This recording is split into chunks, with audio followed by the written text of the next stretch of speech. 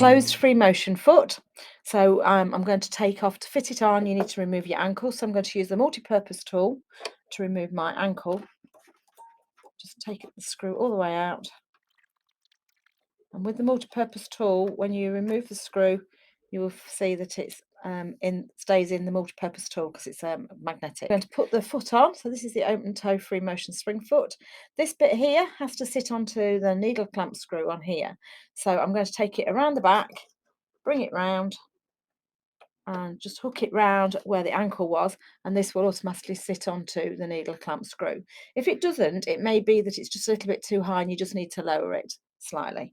We're going to replace the screw, so I'm going to put the screw back in and then just tighten it all the way up. So that's your free motion foot on, and now we're going to go to the screen to select free motion.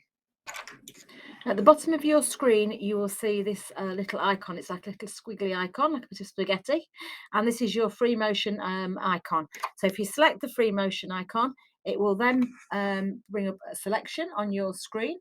So it will give you three options. It will give you the free motion spring action or the sensor cue foot.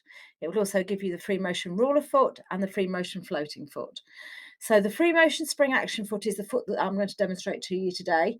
But the free motion ruler foot is an optional extra that you can put on to use with rulers. And the other foot is the free motion floating foot. And this is the little R foot that comes with your machine, or the open toe R foot that you can buy as an optional extra. But we're going to select the free motion spring action foot today. So just select it so that it's got a little blue dot in it. You may have heard it has dropped your feed dogs automatically. So when you select that, it will drop the feed dogs down for you, ready to start free motion sewing. So once you've got your free motion spring foot on, this is a closed foot, so you can only do straight stitching with it. So if you wanted to do decorative stitching or do a wider stitch, then you'd need to have the open toe free motion spring foot. This is a closed one, so this gives you a really nice precise stitch because it's just a small hole to keep your stitch accurate.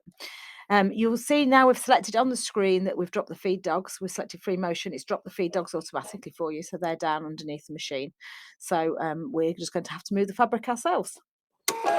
When you put your foot down and start to sew, if you move the fabric slowly, you'll get small stitches. If you move it fast, you'll get big stitches.